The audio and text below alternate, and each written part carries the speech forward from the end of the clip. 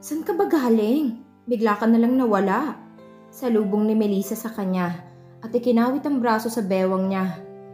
May iniutos sa akin si Felipe. Tayo na lang uling magsayaw. Malambing nitong anyaya at tinila siya sa gitna ng dance floor. Napahinuhod si Adam. Melissa's perfume was strong and expensive, but Carmela's mild and sweet scent had lingered in his nostrils. Mula pa kaninang umagang naghahanda sila para sa kasalay na lalanghap niya na yon. Tinutukso-tukso siya. Kahit kailan hindi siya nagkagusto sa babaeng mas bata sa kanya ng maraming taon. Oh well, ang 7 taong pagitan ng mga edad nila hindi naman ganoon kalayo. But she was still too young for his type, even if she had a knockout face. Ang anyo nitong habang natutulog sa ibabaw ng bunk bed ay pilit na nangingibabaw. Sleeping Carmela was as lovely as when she was awake. She had a soft brown eyes, a fat nose, and lips that were a reminiscent of Marilyn Monroe.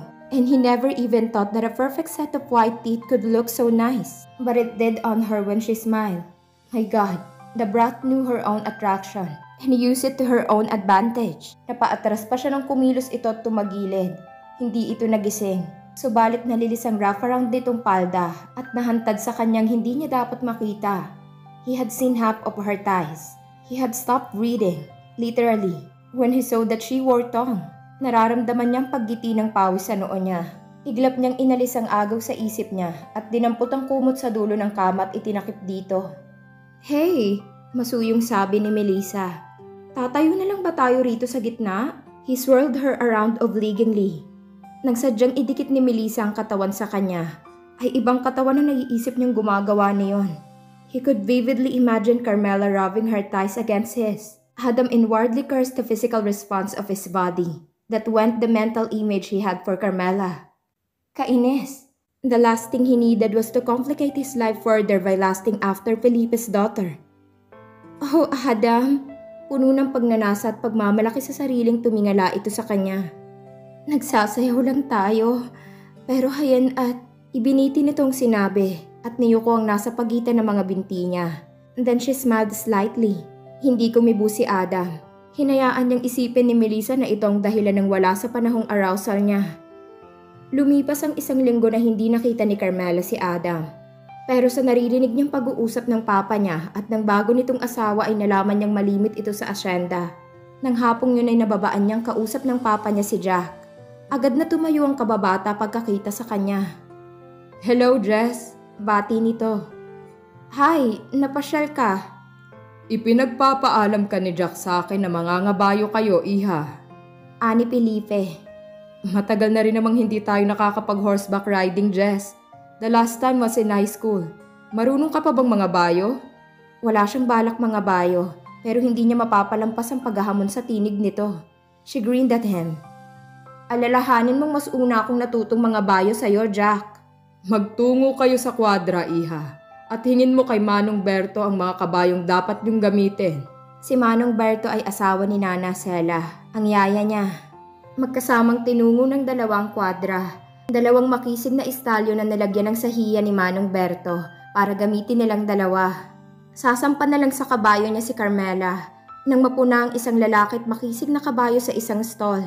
Nangingislap ang itim na itim nitong balahibo mula sa liwanag ng araw na pumapasok sa kwadra. Iyong kabayong yon ang isadal niyo para sa akin, Manong Berto. Mabilis na umiling ang matandang lalaki nang sundan ang tingin niya. Naku, Carmela, hindi pwede ang kabayong yan. At siyak na mapapagalitan ako ng papa mo, lalo na ni Adam. Adam? Bakit po? Wow! Ani Jack mula sa likuran niya bago pa makasagot si Manong Berto. Napasipol at hinimas sa ulo ang kabayo. He's a beauty, Jess. Palahian ng kabayong yan, Jess. Si Adam pa lang ang nakakasakay dyan. Kahit ang papa mo ay naihulog na ng kabayong yan. Paliwanag ng matanda at pumesto sa pagitan niya at ng kabayo na tila ba hindi sapat ang rason nito sa nakikitang interes sa mga mata niya. Lumalim ang kuryosidad ni Carmela sa narinig na si Adam pa lang ang nakasakay sa istalyon. Mahusay na mga ngabayo ang papa niya para maihulog ng kabayo. At siya man ay mahusay rin. 4 na taon pa lang siya'y pinaturuan na siyang mga bayo ni Felipe. Hinaplos niya ang ulo ng istalyon. So, si Adam ang amo mo, ha? Come on, Black Beauty. Ikaw ang gusto kong sakyan. Pero Jess, mapapagalitan ako ni Adam at... Ako pong bahala sa inyo, Manong Berto. Hindi kayo mapapagalitan ni Papa o kahit ni Adam. Isa pa'y wala ba kayong tiwala sa akin? Kayong nagturo sa akin mga bayo mula pa sa pagkabata. She smiled engagingly at the old man. Binuksan niya ang stall. The horse whinnied at nang hilain niya ito palabas sa mismong barn ay sumunod ito. Sige pa rin ang protesta ni Manong Berto hanggang sa makalabas ang kabayo at makasampa si Carmela. Subalit binaliwala niya ang matanda at banayad na tinapik ang kabayo. Ilang sandali pa'y nasa labas na sila ng asyenda. I wish I could own a horse like that. Nananaghiling sabi ni Jack at nakatitig sa kabayo. Madali naman para sa'yong magkaroon ng ganitong kabayo ah. Humingi ka lang sa daddy mo. Ibang hilig ni Daddy Jess, politics. Malungkot nitong sagot, kasabay ng buntong hininga. Nagbabayad siya ng ibang tao para mamahala sa farm namin. In a way, naiinggit ako kay Adam. Nilingon niya ang kababata. Why so? Nagagawa ni Adam ang mga gusto kong gawin. Oh, don't despair. You'll have your time. Alam ni Carmela na hinuhubog ni Mayor Benson ang anak para sumunod sa mga yapak nito. Subalit kinamumuhian naman ni Jack ang politika. Let's race! Tulad noong araw! Masiglang hamon niya upang alisin sa isip ng kababatang hinanakit sa ama. Unahan tayo hanggang sa bukana ng ilog. Hindi patas ang laban, Jess. Mamaniin lang ng estalyo na yan itong kabayo ko. Sagot ni Jack na bagaman nagrereklamo ay nasa tinig naman ng thrill at excitement. Kung sa bagay, sang-ayon niya at nasisihang hinaplos ang leeg ng stallion. Sige, may partida. Mauna ka hanggang sa may dulo ng manggang yon. Itinuro niyang malaking punong nakahilig sa daan na humigit kumulang ay 100 metro ang layo mula sa kinaroroonan nila. Pagdating mo ron, saka pa lang ako magpapatakbo. That's fair enough. Nakangising sang-ayon nito at mabilis na pinatakbo ang kabayo. Naiinip na sinundan niya ito ng tingin at may pakiramdam siyang iyon din ang nararamdaman ng estalyon dahil kung hindi niya hinigpitan ang pagkakahawak sa renda ay malamang na sinundan nito ang kabayo ni Jack. Nang matanaw niya na narating na ni Jack ang matandang punong mangga ay hinapit na niya ang kabayo niya. Hiya! Umangat mula sa lupa ang mga paa ng kabayo. Tila ito lumilipad sa hangin sa bilis. Gayon na lang ang gulat nilang pareho ni Jack nang magpang-abot sila. Tuwang-tuwa si Carmela with the horse and with herself. She felt exhilarated, alive. She missed this. Tama si Jack. It has been almost 3 years since she last ridden. She was laughing aloud her excitement.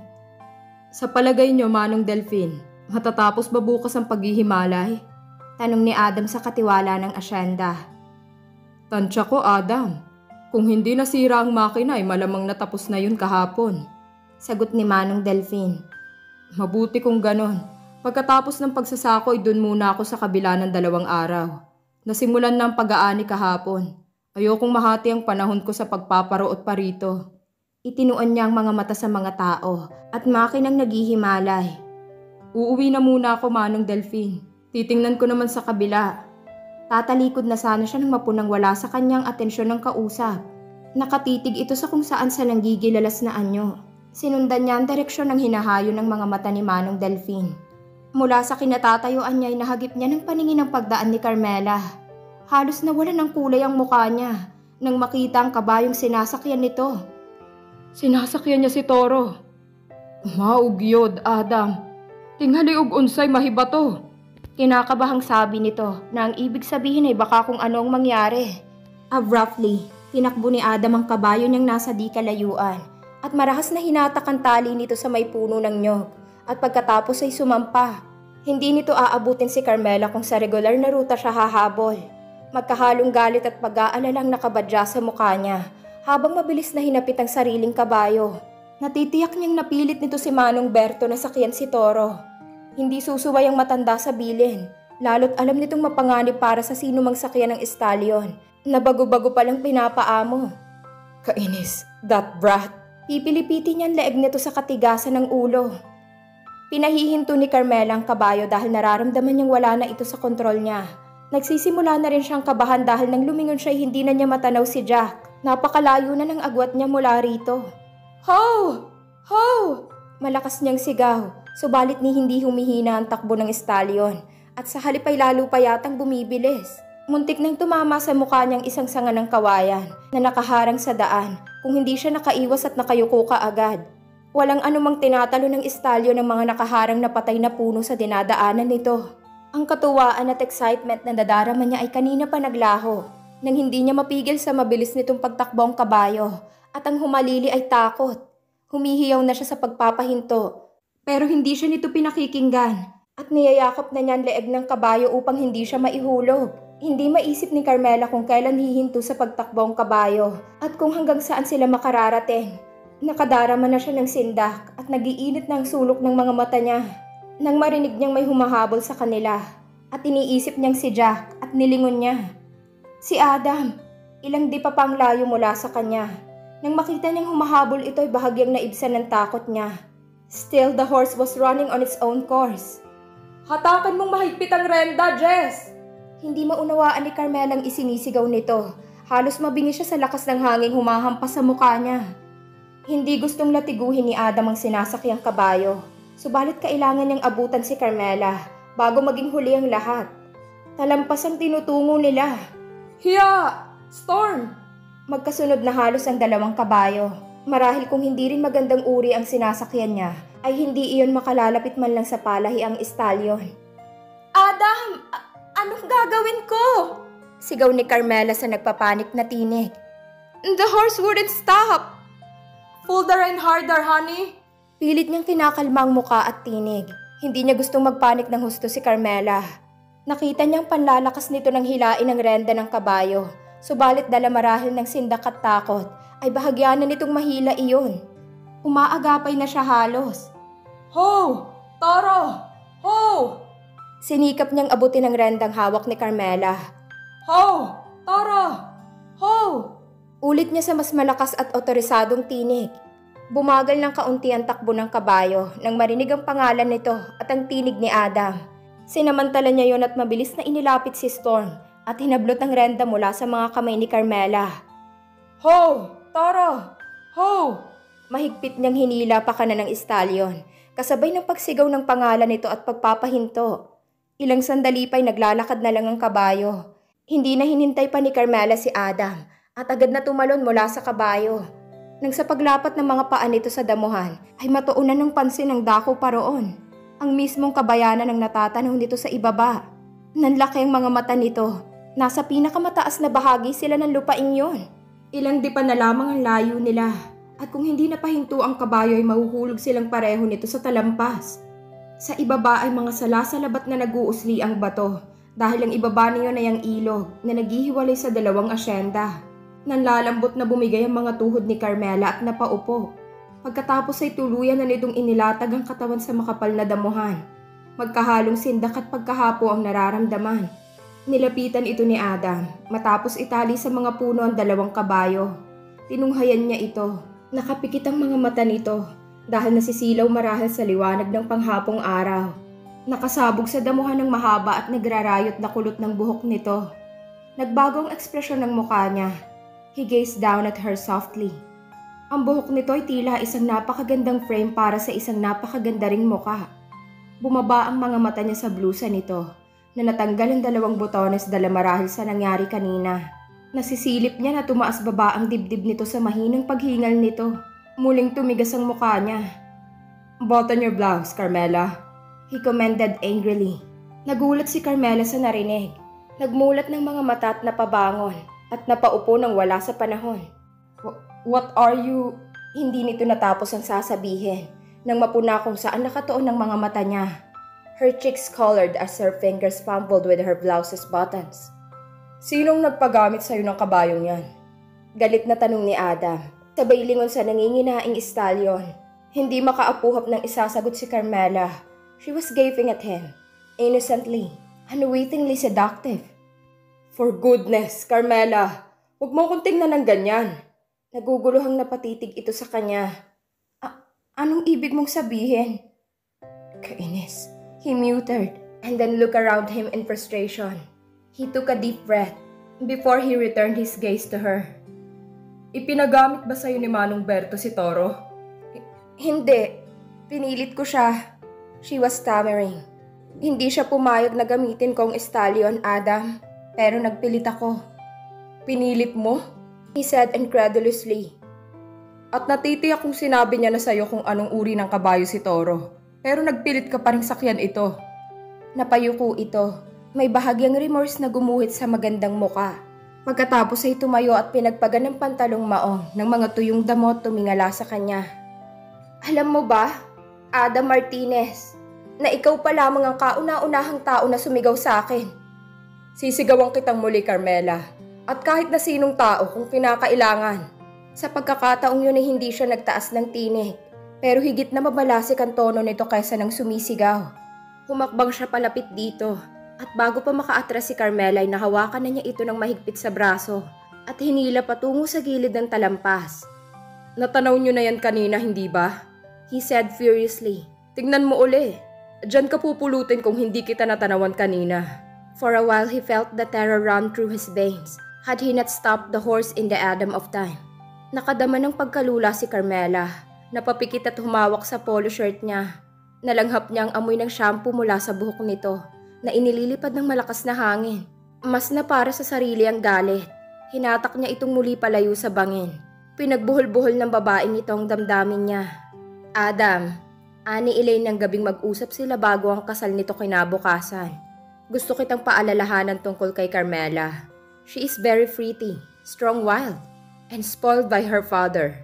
Ituring mo sana siyang nakababatang kapatid. Pagpapasensyahan at pangalagaan. Bakit mo sinasabi sa akin yan? He countered furiously as Carmela's face flashed his mind. Ang nakabibighaning tawa nito nang yakapin si Felipe. Ang paraan ng paglabi nito ng mainis sa panunukso ng ama. At ang mapang-akit nitong anyo habang natutulog sa cabin. Ang diretsahang flirtation nito sa kanya sa deck sa barko. There was something in her eyes that got to him. Something alluring and mysterious. Which he definitely didn't like. She was Felipe's daughter, for crying out loud. Akma siyang hahawakan ni Elaine sa balikat, subalit umatras siya. She sighed. Nababalitaan kong mga ginagawa mo sa Laguna, Adam. Ang mga babaeng napapaugnay sa'yo at pagkatapos ay iniiwan kung ganon, ay hayaan mo kong manatili sa Laguna, Elaine. He said innocently and regretted it silently when he saw her eyes sparkle with tears. Adam, gusto kong narito ka rin. Alam mo yan. Bukod sa hindi ko kayang mga gawain dito sa asyenda. Kapag nakasal kayo ni Felipe, ay mapapangasiwaan na rin niya itong asyenda. Si Felipe mismo ang gustong manatili ka rito. Mas mapapakinabangan mong natapos mo rito kaysa sa Laguna. That piece of land there wasn't for farming. Mas angkop na isubdivide yon dahil matigas ang lupa. She sighed. About Jess, ipanatag mo ang dibdib mo. Ninyo ni Felipe. Wala akong interes sa spoiled brat na yon. Huwag nang sabihin pang napakabata niya pa para sa akin. Nasasaktan ako sa pagkakahawak mo. Daing ni Carmela na nagpabalik ng isip niya rito. Sukat doon ay marahas niya itong binitiwan. You spoiled brat! Usal niya. Hindi mo ba alam na maaaring mawalan ng trabaho si Manong Berto sa ginawa mo? I am sorry, Adam. I really am. Hindi na niya naisatinig ang isasagot dahil nabaling ang pansin niya sa paparating na si Jack. Inihinto nito ang kabayo di kalayuan sa dalawang nakatali. Bumaba at lumapit sa kanila. May hinala sa mga mata nito habang pinaglilipat-lipat ang tingin sa kanila ni Carmela. What happened, Jess? Akala ko ba'y sa bukana ng ilog tayo magtatagpo? So, kasama mo pala ang boyfriend mo? Ang inis na nasa dibdib niya ay lalong nadagdagan pagkakita kay Jack. Lumakad siya patungo sa dalawang kabayo at inalis pareho sa pagkakatali ang mga yon. At pagkatapos ay walang kahirap-hirap na sumampa kay Toro. Iuwi mo si Carmela, Jack. Utos niya at pagkatapos ay tinapik ang estalyon at pinatakbo habang hila ang isa pa. Natitiyak niyang napagalitan ni Adam si Manong Berto kung ang anyo ng matandang katiwala sa kwadra ang pagbabasihan. Nakadama siya ng guilt lalo na nang masulyapan siya nito at agad itong nagyuko ng ulo. She sighed remorsefully. Ano na lang ang iisipin ni Nanana Sela sa kanya? Magpapalipas lamang siya ng ilang sandali at hihingi siya ng paumanhin dito. Nasa patio sila ni Jack nang makasalubong nila si Adam na papalabas naman. Ni hindi siya nito tinapunan ng tingin. Bagkus ay matalim ang mga matang sinulyapan dito si Jack. Wow, Jess! Pasipol nitong sabi at sinundan ng tingin si Adam hanggang sa sumampa ito kay Toro at mawala ito sa paningin nila. Had I been a lesser man, Aba, talagang mangingilag ako sa kanya.